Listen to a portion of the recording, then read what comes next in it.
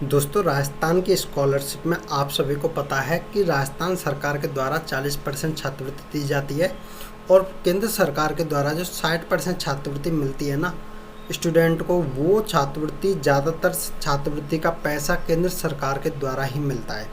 अभी छात्रवृत्ति का काफ़ी स्टूडेंट का पैसा यहाँ से आ चुका है, लेकिन सबसे बड़ी समस्या है छात्रों के साथ में वो कुछ गलतियाँ करते हैं और उनमें वो उन चीज़ों पर ध्यान नहीं देते। छोटी सी गलती की वजह से कंप्लीट पैसा यानी स्कॉलरशिप का जो भी फंड होता है उनका वो रुक जाता है और बार बार पैसा नहीं डलता है। राजस्थान में तो क्या है दोस्तों, एक बार बिल गलती से आपका रिजेक्ट हो जाता है, दोबारा से बन जाता है।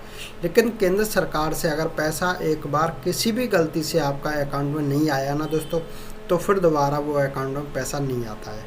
तो इसी के लिए मैं आपको एक ऐसी अपडेट बता रहा हूँ जिसमें छोटी सी गलती छात्र का पैसा स्कॉलरशिप वाला रोक सकता है। हालांकि कल की डेट में छात्रों के बहुत पैसे आए हैं, एससी कैटेगरी के छात्र उन सभी का पैसा यहाँ से आया है।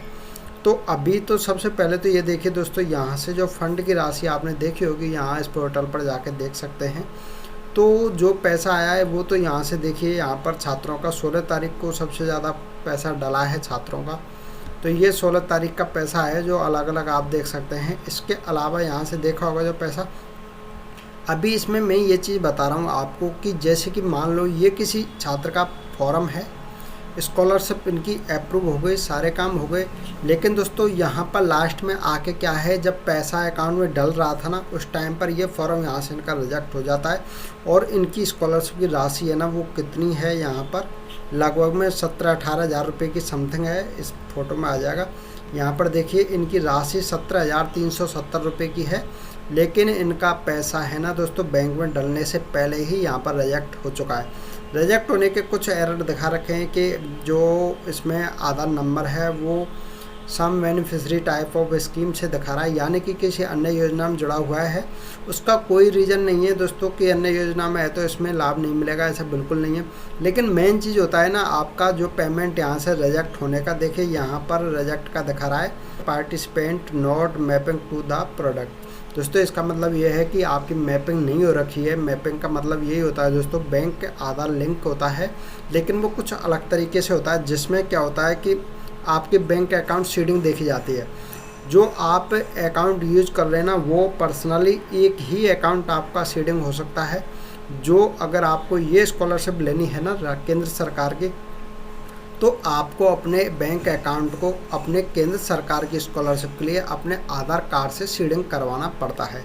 ज़्यादातर छात्रों को तो पता है दोस्तों सीडिंग होती क्या है, लेकिन काफ़ी छात्र ऐसे हैं जिनको नहीं पता है, तो कमेंट करना, अलग से वीडियो लेकर आ जाएंगे। लेकिन अभी तो दोस्तों सीडिंग करवाना बहुत ज़रूरी है। बिना सीडिंग के यहाँ से बैंक अकाउंट का पेमेंट है वो रिजेक्ट होता है।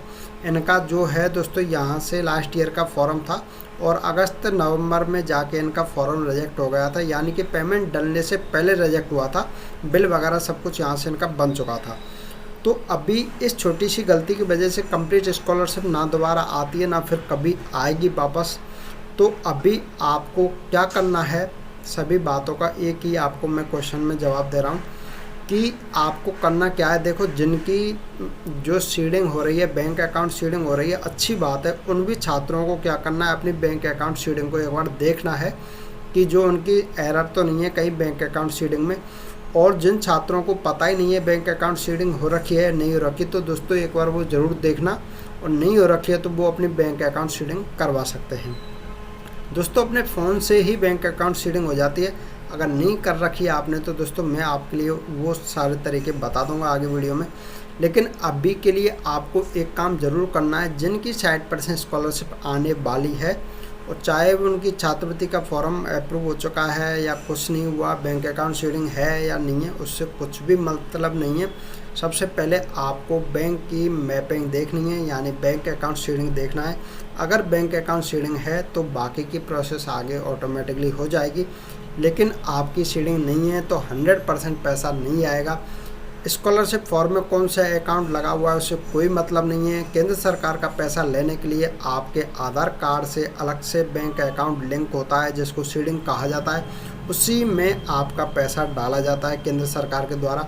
स्कॉलरशिप में कौन सा फॉर्म में अकाउंट में फिल कर रखा है आपने फॉर्म में अकाउंट, उससे कुछ भी मतलब नहीं है। ठीक है ना, समझ गए होंगे सभी। तो इसलिए मैं आपको कह रहा हूँ, क्योंकि अगर किसी भी छात्र का छोटी सी गलती की वजह से पेमेंट रुकता है ना दोस्तों, तो सबसे ज़्यादा केंद्र सरकार से ये पैसा मिलता है और ये भी आपका रुक जाएगा ना, दूसरा कोई ऑप्शन नहीं है इस चीज़ का। क्योंकि केंद्र सरकार से कौन सा विभाग क्या काम कर रहा है कुछ भी उसका फिक्स नहीं है, क्योंकि वहाँ से तो आपका डायरेक्टली पैसा आता है, ना कोई फॉर्म में कुछ अपडेट करना होता है ना कुछ, वहाँ से आपका सीधा बैंक अकाउंट में ट्रांसफ़र किया जाता है पैसा। इसलिए आपको एक ही चीज़ बोल रहा हूँ, अगर जिस छात्र का पैसा नहीं आया, बैंक अकाउंट शेयरिंग चेक करनी है। अगर आपकी हो रखी है तो अच्छी बात है, नहीं हो रखी तो करवा लेना, लेकिन चेक ज़रूर करना है।